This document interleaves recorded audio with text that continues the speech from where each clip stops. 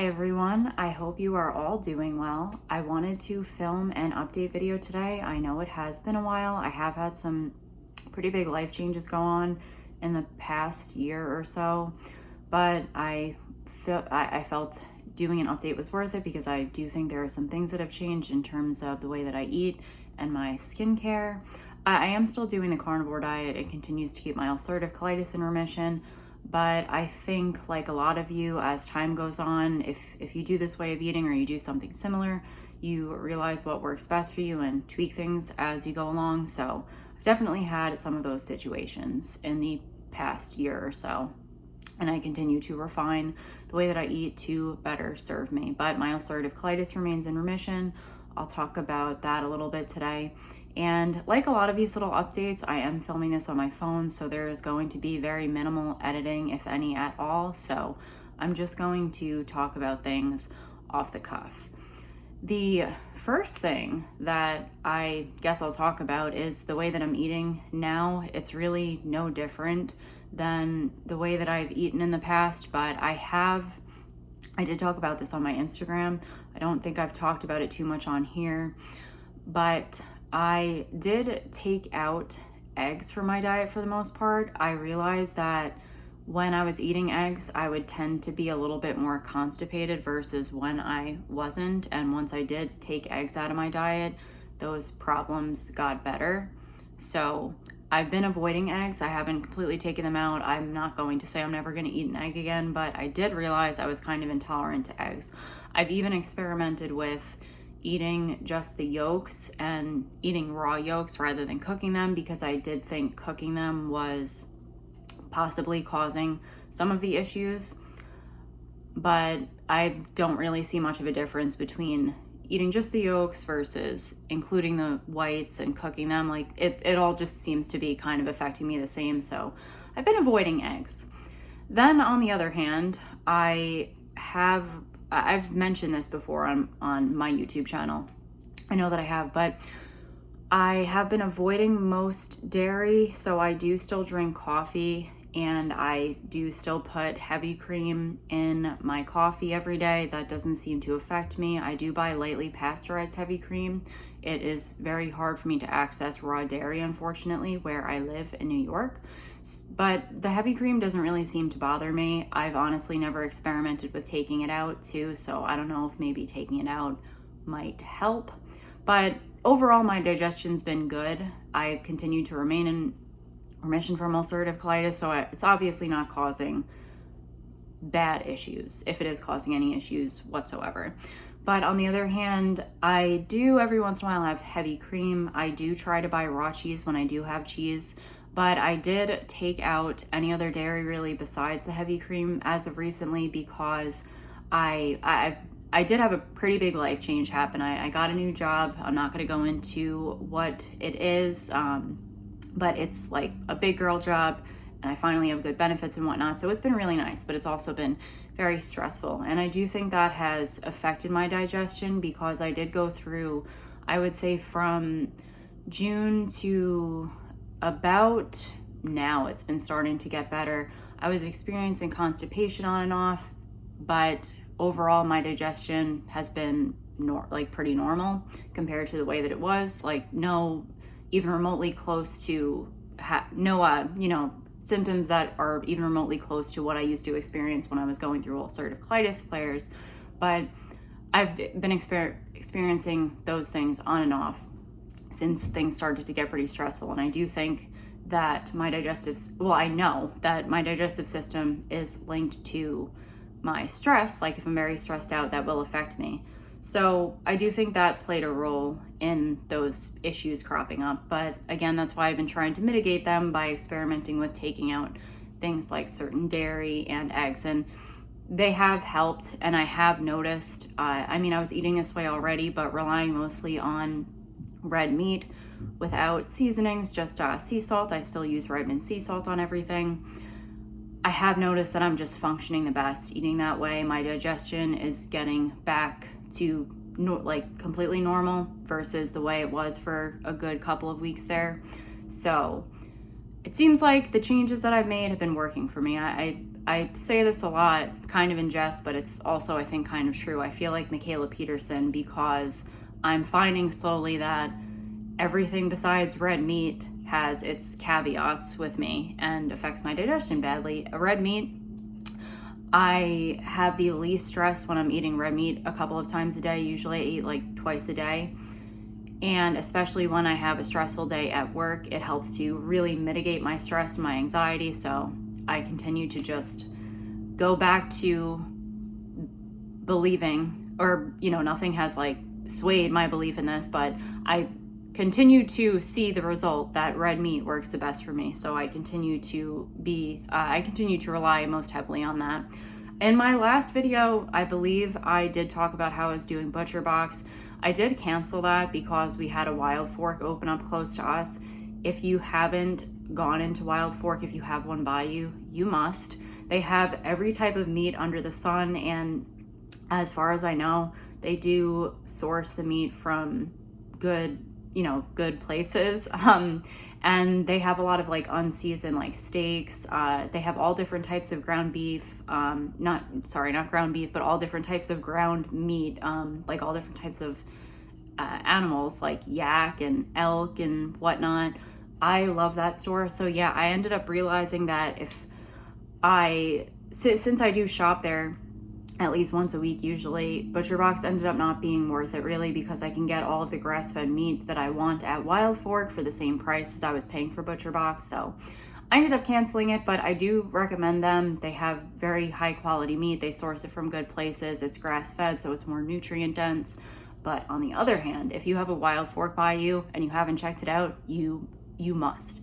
You can also order from Wild Fork online, and I believe that the subscription is only $3 a month. I'm looking into doing that, because then you can get meat delivered to you just like you would a meat subscription service, and I think you can set it up that way. So I would highly recommend Wild Fork. Another thing I wanted to talk about is, so since I did start the carnivore diet, I have started limiting things like the skincare that I use, and even, the makeup that I use. I'm much more conscious of how much or how often I wear it, because it does give me headaches and it does kind of make me feel like lightheaded, especially makeup. So, I'm more conscious of the types of products that I use, how toxic they are. I try to just not really wear makeup too much anymore because of that. So as of this year, really, I feel like my skin, I can really see improvements in it, which is really nice and vindicating for me, because around the time that I stopped being vegan, my skin was one of my biggest insecurities. I was starting to look older, in my opinion. I was starting to look much older than my age. I was 27 at the time. I just turned 30 this year in June, so that was a thing.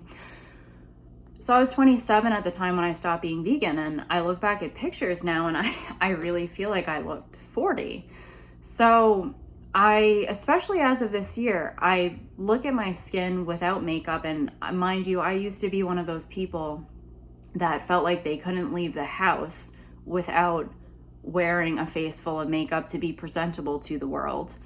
And now I no longer feel that way, and it is so liberating. And I know everybody's in a different place. I know the carnivore diet isn't this, like magic wand that's going to fix all of your problems, but I am speaking from my experience, and all I can say is I am so grateful for the improvements that it has given me in my skin, because I finally feel confident about my skin, and I really feel like I'm reaping the rewards of doing this way of eating for the past couple of years by, seeing it in my skin. So that has been really nice. I really limit now the amount of times that I do wear makeup, because it does make me feel crappy.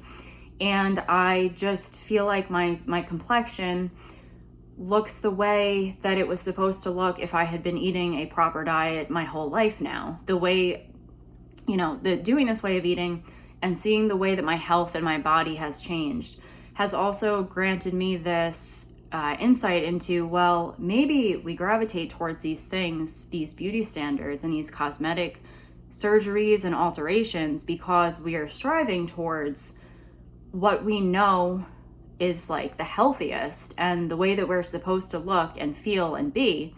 But we think, because for most people eating the standard American diet is the norm, we think that it is impossible. So we think that the only way to achieve those things is through weird skincare products, cosmetic surgeries, whatever else.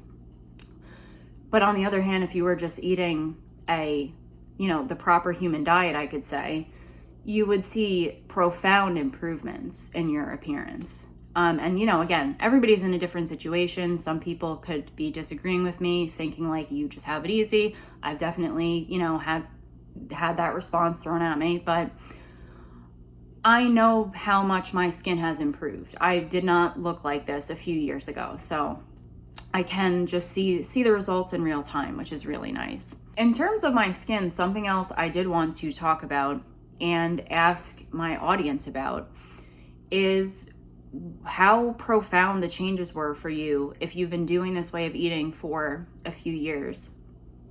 Did you see your face fill out and, take on a more youthful look? Because that has also, I guess that's the whole thing, that is what has made my face look younger.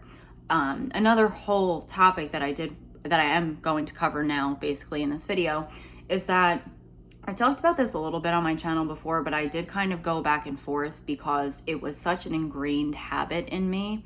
But I completely stopped counting calories, and there were a few reasons for that. Previously, when I first started the carnivore diet, I was so used to doing it from my years as a vegan to manage my weight and keep it in a good place that it was a habit that I just didn't want to let go of. And I also didn't want to undereat because I thought that would be easy too, doing this way of eating. So it was multifaceted, but I was still counting calories for a while. I would say it's been since this year started that I really just let go of it. So I would say I've been doing it still for on and off 2 to 2.5 years.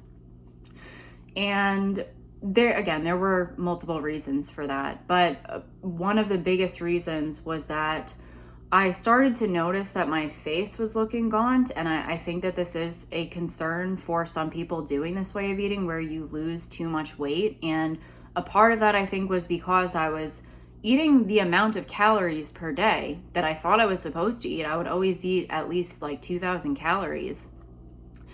I'm a pretty active person too, but again, I would just always go back to that number because that was how much I thought was the right amount. And so I was eating that much. That was how much I used to eat as a vegan, and my weight stayed the same. In fact, I was a lot puffier than I am now. And I was losing weight from it. I actually stopped exercising. Like, I still exercise, but I exercise maybe 3 times a week versus when I was vegan, I used to exercise like every single day, like literally no days off. I used to exercise 7 days a week. So I am exercising a lot less than I was as a vegan as well. And I was losing weight. I was losing too much weight, and I started to notice that my eyes looked a little bit sunken in, not in the way, my skin wasn't looking the way that it did when I was vegan, but I just noticed, like, girl, you're starting to look kind of gaunt, and it's not a good look. I didn't think it was a good example either when I'm talking online about the way that I eat. I don't want to be a bad example. So it was that I thought I was starting to look like too skinny, especially in my face. And I feel like that does also age you. So, and mind you, that is something that I never would have said as a vegan. I never would have come to that conclusion. I just wasn't in the headspace where I could have ever come to the genuine conclusion, wow, my face looks like, I can see that my face got thinner and it's making me look older. My brain just wouldn't have processed things like that back then, because back then I was under this impression of like being as thin as possible is the most beautiful. And my mindset with that, like, I think you should be healthy, and I don't think being overweight is healthy either, but I don't think necessarily being the thinnest you can possibly be looks good either. And my mindset has just completely shifted with that. So that was a big thing that went into making me finally be like, you know what? I need to just let go of counting calories, not care whatsoever about how much I eat, and eat when I'm hungry, stop when I'm full. Nothing bad is going to happen. I've proved to myself over and over and over again, I literally can't overeat eating this way. I get full. Like, I could eat a piece of butter about this big and be full and not want to eat it. Like, genuinely not want to eat anymore. When I was vegan, that was not a thing. I could eat like a bowl of salad about this big and still not be full and still want to eat. And mind you, yeah, obviously there were no nutrients and an actual substance in that to keep me full. But my point is like, I can eat this volume of food and be full. So I realized I need to just let it go. I need to let it go. And when I finally did, it was so liberating. And I something I cover a little bit on here is that I am a writer, and I did finally finish my sequel to my first novel this year. So now I'm in the editing stages and just the stages of finishing it up, and it's going to be published next year. So just letting go of counting calories alone freed up so much mental bandwidth for me that I was able to do that and finish it to my utmost ability and make it into the novel that I always knew that it could be. And if I still had that habit going on, I wouldn't have been able to. That would have been siphoning off my mental faculties, and I wouldn't have been able to. So that's been really nice. But I stopped, and I do think that since I did stop counting calories, I've seen the biggest improvements with my skin. And I think a part of that is less stress in regards to that area of my life, even though I have been very stressed out from learning my new job. But also my face filled out a little bit, and I'm at the point now where I'm like, maybe I needed to gain a little bit of weight. Like, maybe my face probably did need to fill out a little bit. I'm still the same size basically, but in my face, it looks like it filled out a little bit, which I think I needed. So it's been really nice to let go of that habit. It was long overdue, and finally doing this way of eating, it granted me the confidence to let go of it. And that's why I cover this a lot on here, but I don't want to say hate. I strongly dislike the notion that we can eat everything in moderation. I don't think anybody, unless you're crazy, would disagree with the fact that people are addicted to sugar. I don't think anybody would disagree with the fact that we have fundamentally something really wrong going on in terms of health and diet in our country and all over the world. So eating balance is just, in my opinion, the worst possible advice you could give someone. And if you are a supporter of doing that, then, and it's working for you, you keep doing that. But this way of eating has given me so many things that I would never, ever be able to have if I was eating what people would consider a balanced diet. If I talked about this, I think, on here way back, but when I did have the flu at one point, I started incorporating peppers and tomatoes back into my diet. That didn't go well. I got really bad rosacea around this area of my mouth. I get little whiteheads. I started feeling like really depressed. Not really. I don't want to be over dramatic, but I started feeling like weirdly like sad on the days after I would eat those things. So it's just like, no, I'm doing this way of eating, and it's giving me all of these benefits. So it continues to be one of the best things that's ever happened to me. So yeah, I'm gonna keep doing it. I've been doing it consistently for the past 3 or so years, a little bit more than 3 years, and it has been very consistent, and I've only continued to see improvements. So I am in full support of the carnivore diet, and I am also in full support of you doing what works for you. So if you have to add things in, my fiance eats almost the same exact way that I do, but he does eat rice because he also lost way too much weight doing just the carnivore diet. So I am also a strong encourager of you doing what works for you. So if what I'm doing would not work for you, then don't take every single page out of my book. Do what works for you. The last thing I wanted to cover in this video is my skincare, because I did start incorporating something new into my skincare routine that I think has made a huge difference, and that is duck fat. I remember an Instagram commenter mentioning duck fat to me way back, and I tried to find his comment. I unfortunately couldn't.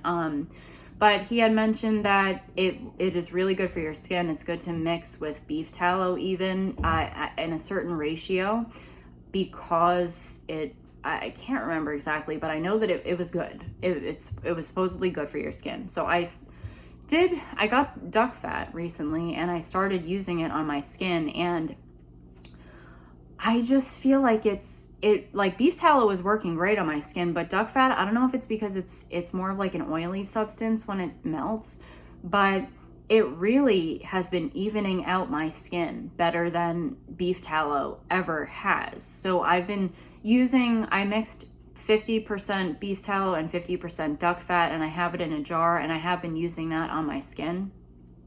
But I also use just duck fat sometimes, and it just seems to take away the redness much quicker and much more efficiently than beef tallow. So I am going to keep using duck fat. I also do still use Noahic Balm, their Nourish scent. It's not really a scent even, it's unscented, but it is grass-fed beef tallow and emu oil. That's all it is. It is completely animal-based, so it's super hypoallergenic. I use that just as much as I use duck fat and beef tallow. So those are the only things I'm using on my skin: beef tallow, duck fat, and the Nourish scent from Noahic Balm. And mind you, that is only beef tallow and emu oil. So I'm keeping that. I'm keeping my skincare animal-based. I don't use any fragrances on my skin, and my skin has never looked better. So there was that, and I feel like there was one other thing I wanted to talk about. Oh, and that was also something having to do with my skin.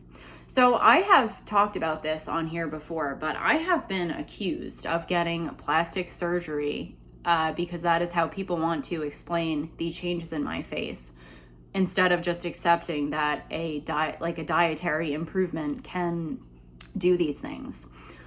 I have covered this before, but I have not gotten any cosmetic surgery. I am not interested in it. I didn't even want to go to the doctor when I had ulcerative colitis. So the fact that people think that I would let anybody near my face with any type of tool or whatever, it's just not going to happen. I am never going to be interested in those things. I have never done those things. But I did want to mention this and ask in the comments if you have experienced this as well. I did talk about my face filling out, but I have noticed too, I guess this is just a part of my face filling out, but my lips look like plumper. My the under eye bags that I used to have gotten a lot better. I mean, they're not perfect, but they've gotten a lot better. And mind you, I just turned 30, so these are things I think that inevitably I would have started thinking about no matter what, but veganism just accelerated that process of aging so much that I was like forced to start thinking about it a few years ago. So I'm wondering if you have experienced the same things. That